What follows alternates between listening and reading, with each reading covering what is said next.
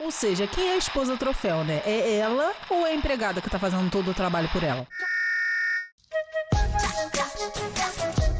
Olá, terráqueos! Hoje a gente vai assistir um vídeo da Dona Rita e ela vai contar pra gente por que a direita odeia mulheres. Eu tenho algumas ideias e eu aposto que vocês têm também. Mas vamos começar o react pra gente falar tudo que a gente tem pra falar. Mas antes, já sabe, deixa o like, se inscreve no canal se você ainda não é inscrito e ativa o sininho pra não perder nenhum vídeo novo do canal. Bora lá? É um Rita em 5 minutos, um vídeo do canal que a gente tenta fazer um debate num tempo um pouquinho mais curto, mas só de olhar as folhas do roteiro você já sabe que não vai dar, né?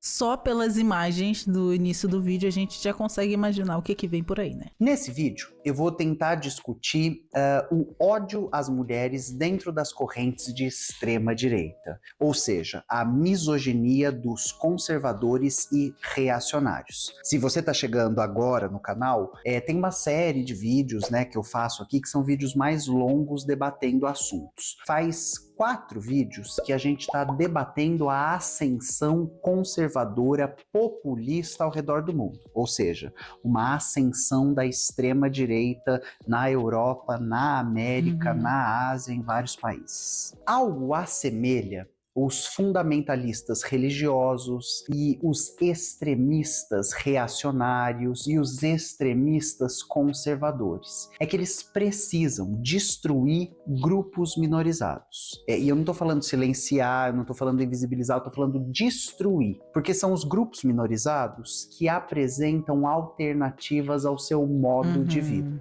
Então pensa comigo, se eu sou um fundamentalista religioso, outras religiões com pessoas felizes, tendo sucesso, se dando bem na vida, amando, sendo amadas, tendo famílias, mostram que tem alguma coisa de errado com a minha religião. Ou ao menos que ela não detém todas as respostas para todas as perguntas. É a mesma coisa que a gente pensar em quem fala que é conservador. Se a pessoa fala que é conservador, o que ela quer conservar? Quer conservar os valores tradicionais. O que são os valores tradicionais? É o patriarcado, ou seja, a mulher nesse lugar de subserviência ao homem, de sempre estar servindo ao homem. É os valores de família tradicional, ou seja, hétero, cis normativa. Então, todos esses significados e essas palavras que às vezes são soltas ao vento, assim como quem não quer dizer nada, carregam um bando de signos com elas. Então, se a pessoa fala que é conservador, ela é contra qualquer mudança, porque ela quer conservar o estado atual das coisas. E isso traz muito significado. Só que a gente acaba usando isso só como palavras políticas e muitas vezes as pessoas não entendem esses significados que tem por trás das palavras. O mesmo acontece para outras maneiras de fazer família. Se eu deixo que o arranjo familiar aconteça de acordo com o laço afetivo das pessoas, como que eu vou defender que família é só o meu modelo? E assim sucessivamente. Tem um filósofo conservador inglês chamado Roger Scruton. Ele já faleceu em 2020, né? Que o diabo tenha, tadinho. E ele tem um livro chamado Como Ser um Conservador. Para falar sobre misoginia e pensamento de direita, eu quero ler um trecho do livro dele, me desejei sorte. O livro é de 2014 e ele nos diz o seguinte: contamos histórias reconfortantes sobre a inocência dos tempos idos e acalentamos a ambição de agarrarmos-nos ao passado, mas a um passado adulterado, cujas partes ameaçadoras foram cuidadosamente extirpadas. Depois, ao despertarmos, lamentamos a perda de um sonho. O que o Roger Scruton está dizendo é um fundamento do pensamento conservador, né? É uma certa melancolia, como a gente veria, por exemplo, na psicanálise. É essa perda de um objeto sonhado que nunca existiu. como não pensar em White Lotus? Mais uma vez, o hiperfoco em White Lotus é real, porque é muito bom. Vejam White Lotus. Tem um personagem na segunda temporada de White Lotus, aliás, 2 personagens na segunda temporada de White Lotus, não curiosamente, que são 2 homens brancos, héteros, cisnormativos, conservadores, né? Que exatamente tem essa melancolia em tudo que eles falam. E o velho, que é o velho mais velho, que é o avô do moleque, ele tem 80 anos e ele assedia todas as mulheres que ele vê pela frente. E aí, uma hora ele faz isso na frente do neto e do filho dele, que é outro escroto. Mas enfim, é outro machista. E aí ele pergunta pro neto dele, eu envergonhei você? E aí o neto fala, não sei o que, só que vocês não têm noção das coisas que vocês falam. Vocês falam normalmente várias besteiras que vocês não têm noção do quanto isso soa preconceituoso, né? E aí o velho fala que eles são uma má lembrança do passado, que se pudesse, todo mundo ia apagar eles. Aí eu fiquei assim, gente, poxa, tadinho, né, cara? Tadinho dele. Perdeu a oportunidade de ser assediador. Não pode mais ser assediador. Poxa, que triste, né? Não posso mais ser misógino na frente de todo mundo. Não posso mais ser racista abertamente. Poxa, que pena, né? Sabe? Então, assim, não dá pra gente passar pano pra toda e qualquer pessoa que se acha conservadora só por conta da idade também, que acha que, na época dele era muito diferente. Pois bem, mude. Os tempos mudaram, as coisas evoluem. E essa melancolia sobre um passado é algo muito frequente na direita, sabe? E é exatamente isso que a Rita tá falando aqui. Como é bom antigamente, até chegar na época das cavernas, né? A melancolia política, que é um sentimento, um afeto político de direita, é esse clamor por um passado que passou. Quando a música era melhor, quando a infância era melhor, quando a comunicação era melhor, quando a família era melhor, e aí você põe o que você quiser. Só que esse é um tempo mítico. Ele nunca existiu, né? Estamos em 2025. Casamento bom mesmo era dos anos 60. E aí conversa com a sua avó, com a sua mãe, como era ser uma mulher casada nos anos 50 e 60. Pergunta para elas como era o adultério, a traição, a violência doméstica. Vai no Brasil procurar o crime de legítima defesa à própria honra, que possibilitava que um marido assassinasse uma mulher. Gente, vamos ler aqui juntos. Vamos ver aqui. A tese de legítima defesa do homem era utilizada no Brasil para justificar agressões contra mulheres e feminicídios e foi considerada inconstitucional em março de 2021. 2021. Ou seja, até 4 anos atrás, se uma mulher traísse o seu marido e o marido fosse lá e matasse ela, era considerado legítima defesa da honra do homem, gente. É nisso que a gente tá vivendo. Nesse país onde existe na lei que mulheres podem ser mortas pelos seus maridos em legítima defesa à honra, sabe? A honra. E aí ainda tem gente que quer falar que machismo não existe, que as mulheres têm um lugar de privilégio na sociedade. Privilégio. Nossa, realmente. Tá vendo nas redes, né, uma ascensão de discursos conservadores para mulheres. Você tem as Threadwives, que ficam fazendo vídeos sobre como elas acordam às 5 da manhã para preparar o café da manhã, a roupa, a lancheirinha do seu marido, das suas crianças e a sua casa. Já ouviu falar em Threadwives, as chamadas esposas tradicionais? It is a woman who chooses to live a more traditional life with ultra-traditional gender roles. Você tem gerações de mulheres que estão resolvendo deixar o mercado de trabalho, né, e se tornarem esposas troféu. Gente, sério. Kollontai, Clara Zetkin, Simone de Beauvoir, tá todo mundo se revirando no caixão vendo essa moda de Threadwives, de verdade. Tem um vídeo aqui no canal falando só sobre isso, se você quiser saber mais minha opinião sobre isso. Mas infelizmente, essa moda tá voltando e, nossa senhora, de verdade. Né, elas malham de manhã, ficam bonitas à tarde, são bonecas infláveis à noite. Elas existem apenas a partir dos seus maridos. O meu café da manhã já está pronto. Porque a Catinha, que ajuda a gente aqui em casa, já deixa o café da manhã todo pronto.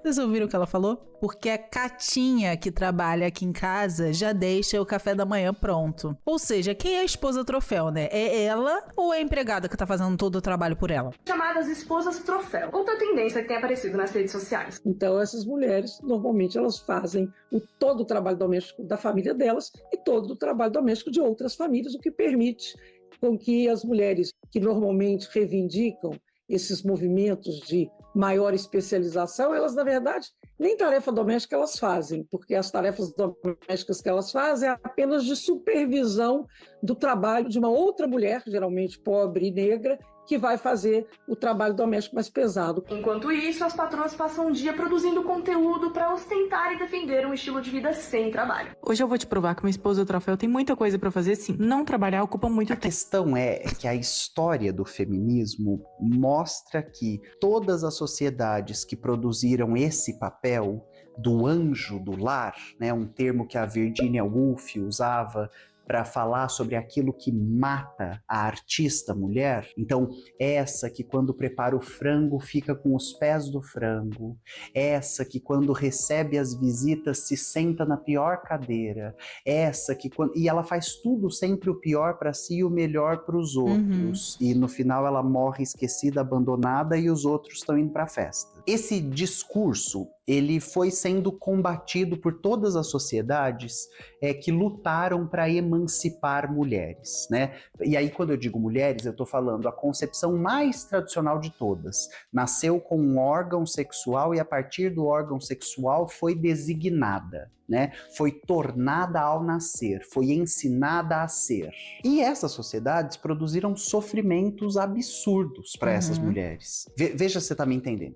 Sendo de direita, mulher de direita, você não tem nada que vai te proteger da violência misógina. Mulheres com Bolsonaro, latinos com Trump, judeus pelo Holocausto, mães a favor do Boa Noite Cinderela, evangélicos pela minissaia, Pulmões pelos vapes. Quem me segue no Instagram sabe que eu compartilhei esse vídeo esses dias. Eu amo a Juju dos teclados, sério. Mas é exatamente isso, gente. É a barata defendendo um inseticida, cara. Como é que pode ser mulher de direita, cara? Os homens de direita são os mais misóginos, são os mais machistas. Tanto é que o movimento Red Pill é um movimento de direita. O movimento Incel é um movimento de direita. Então, assim, não tem como. Aqui no Brasil, a gente tem o caso da Cíntia Chagas, né? Uma moça que diz que é professora de português, que eu já fiz vídeo corrigindo ela, que no perfil dela, a primeira frase era: a professora que ensina você a falar corretamente. eu precisei gravar um vídeo dizendo para ela que você é pronome de tratamento, não recebe conjugação de verbo dessa forma, enfim. E aí ela mudou o perfil dela, etc. A Cíntia Chagas é uma reacionária conservadora que ficou famosa nas redes sociais por gravar vídeo humilhando o pobre, humilhando juventude, humilhando variação linguística, enfim, uma série de coisas. Beber cerveja jamais será elegante, jamais, ainda que se trate de uma cerveja cara, jamais será elegante, tanto para o homem quanto para a mulher. Para a mulher é pior, você sabe disso. Pergunto-lhe, você gostaria de nivelar a sua imagem, a imagem daqueles que falam mana? Mona, você tá maluca de falar assim comigo? Quem você pensa que é? Eu, hein? Cara, que absurdo, né, cara? Realmente, às vezes, a gente fica pensando, né? Internet. Triste. Ela é uma representante de uma forma de elitismo cultural. A Cíntia Chagas é uma mulher de direita.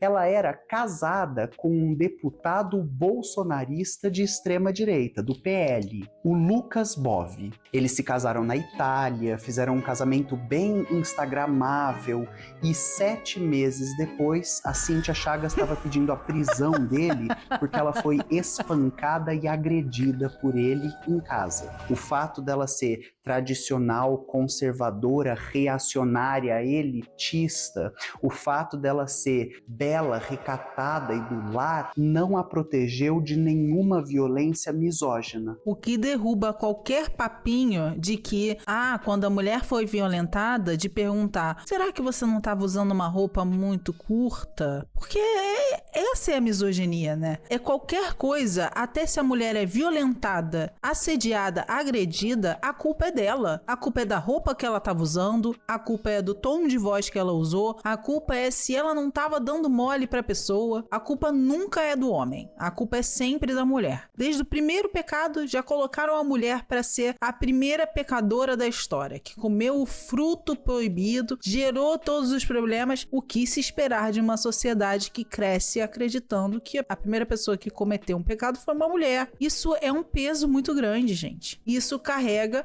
a misoginia até hoje. O patriarcado está intimamente ligado ao cristianismo e às ideias conservadoras que vêm com ele. E a extrema-direita está também intimamente ligada com o bolsonarismo, com esses grupos de extrema-direita. Então, assim, né? Coincidência? Acho que não. Aliás, a Cíntia Chagas declarou que depois que ela sofreu violência, o único grupo social que a acolheu, que lutou ao lado dela, foram as mulheres de esquerda. E eu acho que é muito importante pontuar isso, porque a gente está vendo esses discursos reacionários ascenderem por todos os lados, né? Esses discursos que projetam o que é ser mulher, qual é a mulher valorosa e qual é o papel da mulher na sociedade. Tem um vídeo bem antigo do canal chamado Papel de Gênero, que a gente fala sobre o absurdo disso. Você aceitaria um papel racial? Qual é o papel do preto numa sociedade? Qual é o papel do branco?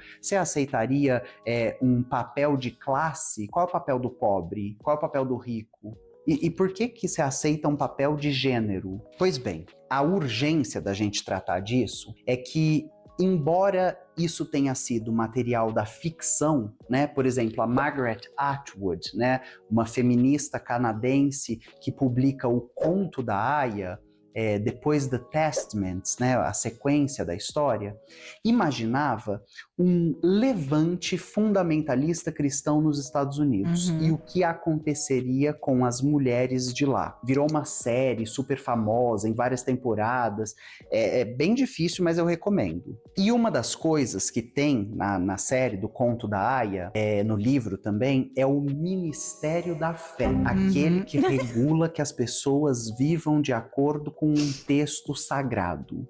Não sei se você está sabendo, mas nos Estados Unidos o Donald Trump está construindo uma coisa semelhante ao Ministério da Fé. Ele chegou a nomear a Paula White, né, que é uma teleevangelista, aqui no Brasil a gente sabe bem, essas que estão pregando na TV, falando para você pôr o copo d'água. Cara, nesse momento eu só fico pensando, graças a Deus, sou latino-americana. Não moro nos Estados Unidos, porque, cara, sério, tá virando cada vez mais o Conto da Aia. Não tem como a gente falar que não. E a eleição do Trump só exacerbou tudo isso, né? Tem umas coisas que surreais. Aquela menina que é atriz da Euforia tava falando exatamente disso esses dias, que ela é uma mulher trans e que ela foi proibida de colocar no passaporte dela que ela é uma mulher. Lá agora tá escrito que ela é um homem, porque o Donald Trump, ele tirou qualquer outra determinação que não seja homem ou mulher, da binariedade, né? Então, assim, a ficção muitas vezes, né, acompanha o que tá acontecendo na sociedade, quais são os rumos da nossa sociedade. E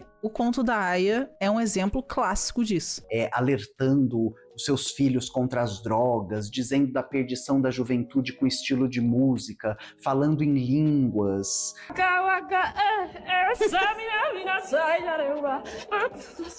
Ela vai conduzir esse ministério. O Donald Trump já está falando em investigar tendências anticristãs nos Estados Unidos. O Felipe Gibran fez um vídeo sobre isso, a gente vai deixar na descrição aqui para você assistir, né? Ele é um camarada pensando formas religiosas mais horizontais. Lá nos vídeos longos do canal, a gente já falou sobre a Heritage Foundation, né?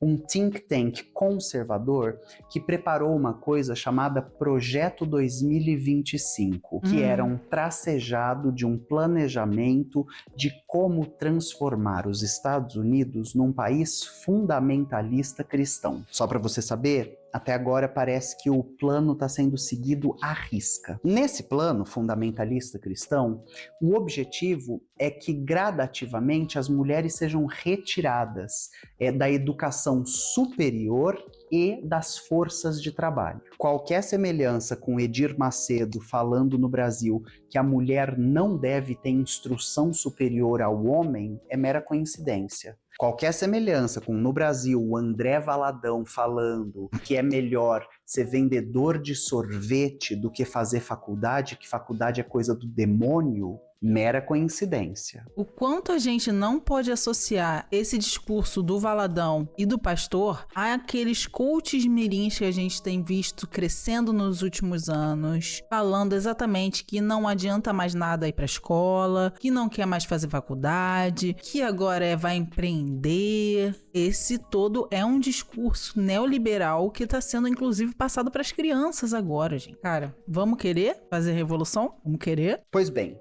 os Estados Unidos eles estão construindo uma série de políticas sob o governo fascista do Trump de ódio contra mulheres.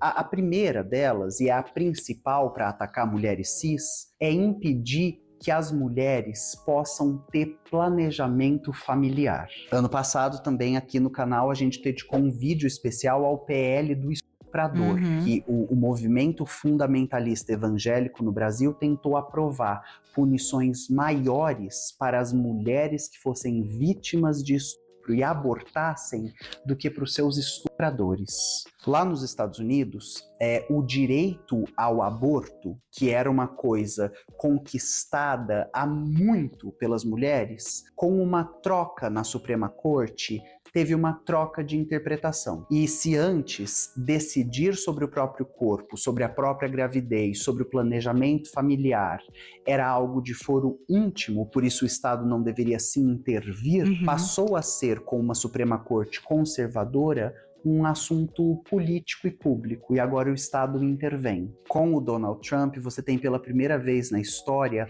um banimento federal às políticas de controle de natalidade. O remédio mifepristona, que era utilizado para fazer aborto seguro até um número X de semanas iniciais de gestação, está sendo retirado das farmácias nos Estados Unidos sob a alegação de que ele é muito perigoso à saúde. O que a gente sabe, né, nos reportes científicos, é que ele é menos perigoso que o Viagra e que a penicilina, que nunca vão ser retirados das farmácias. Você já tem 4 estados nos Estados Unidos propondo pena de morte para mulheres que fizerem abortos.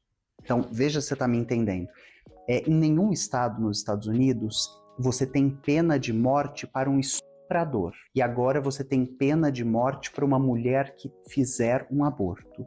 Qual é o nome para isso, além de misoginia? Exato. O J.D. Vance, vice-presidente dos Estados Unidos, nomeou para um cargo de confiança no Departamento de Educação uma espécie de Olavo de Carvalho ou Damares Alves, você escolhe, tá ali entre os dois.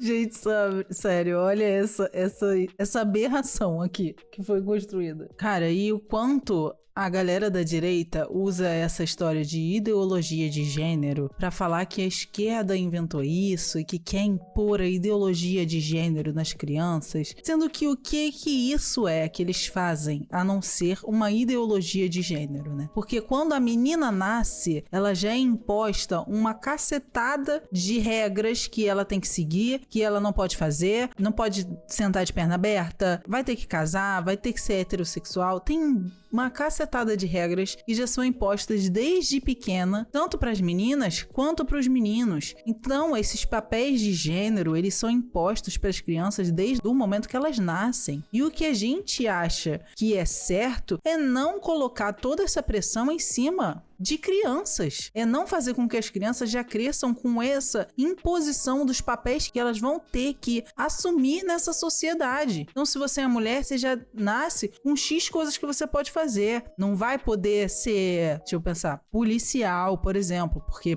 policial é uma profissão claramente masculina. Meninas têm que, desde pequena, aprendem a brincar de boneca, que já tá aprendendo a lidar com o filho. Os homens não ganham boneca. O que isso vai refletir na personalidade dessas pessoas quando elas forem adultas, sabe? Tem mais ideologia de gênero do que ensinar a gente a ser mulher. Então, como Simone de Beauvoir já dizia, a gente não nasce mulher, a gente se torna mulher, a sociedade nos impõe. E, gente, gênero é uma construção social, vocês querendo concordar com isso ou não, né? O Scott Yenor é um intelectual, acredite se quiser, ele é um professor universitário, que agora tem um cargo de confiança, né, no planejamento educacional do país e que deu declarações como: mulheres não deveriam ser aceitas nas faculdades de Direito, Medicina e Engenharia, porque é impossível ter uma família e uma dessas carreiras ao mesmo tempo.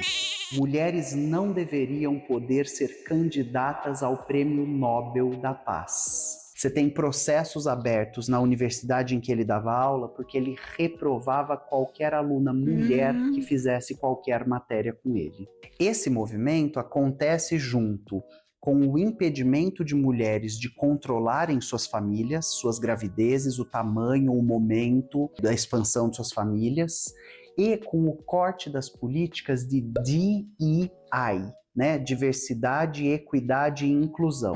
Agora que os mercados de trabalho nos Estados Unidos, né, onde reina o acordo entre patrão e empregado, onde lei trabalhista é quase lenda, você tem um cenário de enfraquecimento das possibilidades de negociação das mulheres. E isso explica também o fato de, na posse do Trump, estarem lá do lado dele, quem? Jeff Bezos, que é o dono da Amazon, o dono da Google, o Elon Musk, todos esses donos de grandes empresas que se estão na posse do Trump é porque concordam com as coisas que ele fala, apoiam as políticas que ele está desenvolvendo. Então, se essas empresas estão apoiando o Trump, por que eles não vão replicar o pensamento do Trump nas suas próprias empresas? Vão replicar. E aí cada vez contrata menos mulheres, e aí cada vez menos inclusão, e aí cada vez menos diversidade, para ficar todo mundo igual mesmo, pensando todo mundo igual, não olhando para o lado. Não olhe para cima. Continue trabalhando, finge que nada tá acontecendo, continua assim.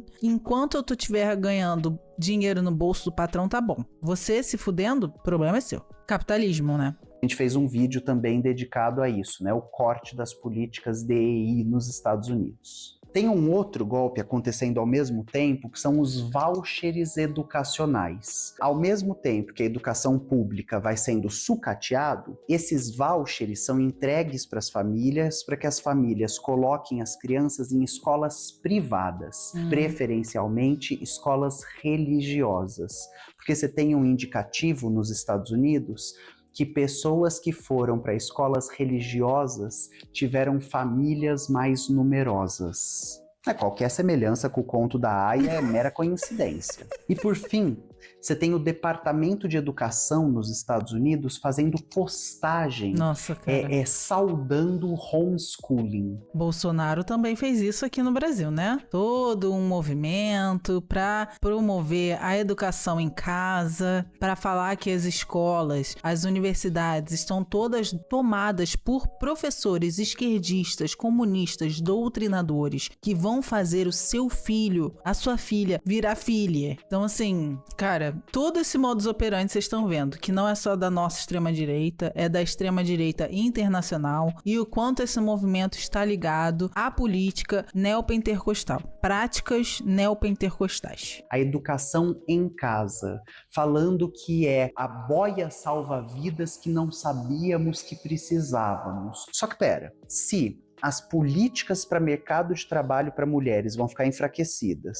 se as políticas de equidade salarial para mulheres vão ficar enfraquecidas, se as possibilidades de controlarem suas gravidezes e famílias para mulheres vão ficar enfraquecidas, quem será que vai dar aula em casa para as crianças, homens ou mulheres? Gradativamente, a gente está vendo ser erguida nos Estados Unidos uma política de ataque e misoginia contra seres humanos que vão ser socializados para se tornarem mulheres. Qual é o projeto mulher da direita, da extrema-direita, dos conservadores e dos reacionários? É que a mulher é o proletário do homem. Uma das contribuições da teoria marxista para pensar gênero, e aí eu sempre recomendo que vocês leiam a Monique Wittig, uma sapatão marxista feroz, é que dentro da divisão de gênero existe uma divisão de classe. Existe uma divisão de trabalho, existe uma divisão de remuneração, existe uma divisão de acesso, de possibilidade, de sucesso e de sujeito e objeto. Enquanto a gente não conseguir lutar para que corpos sejam emancipados das categorias de sexo e gênero, a gente só vai conhecer pré-história da humanidade. No vídeo longo passado, eu terminei dizendo uma coisa que eu vou dizer de novo nesse vídeo. Todo poder humano pode ser resistido e revertido por seres humanos. Nada é, tudo está. Então dá para lutar contra.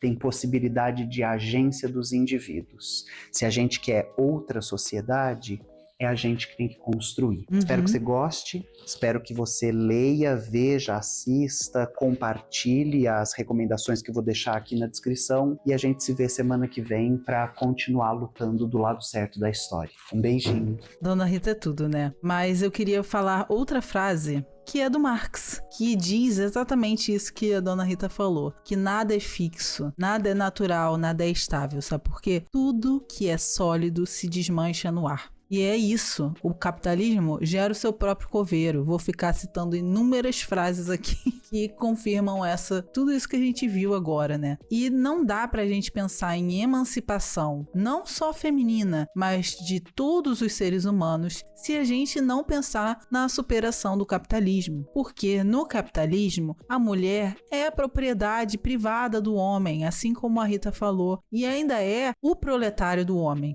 Ainda tem essa relação de que o homem seria o patrão e a mulher o proletário, que é subserviente, que ela é sempre abaixo do homem, nunca em relação de igualdade, de equidade, sabe? E era isso que eu tinha pra falar no vídeo de hoje. Eu espero que vocês tenham gostado. Se você chegou até o final desse vídeo, curte, se inscreve no canal se você ainda não é inscrito, ativa o sininho pra não perder nenhum conteúdo novo, comenta aqui o que você acha, você mulher, o que você já passou, né, de situação misógina na sua vida. Homens também comentem aqui o machismo que vocês já sofreram. Se você gosta do meu trabalho, considere contribuir a partir do Apoia-se, do Pix aqui da tela ou se tornando membro aqui do canal para ter acesso à área de membros, que tá bom demais. A partir de R$ 4,99 você já tem acesso à área de membros. E se você estiver precisando melhorar sua relação com a alimentação e estiver querendo uma nutricionista que não vai te julgar, não vai te punir, clica no link da bio que você tem todas as informações para marcar uma consulta comigo. E é isso.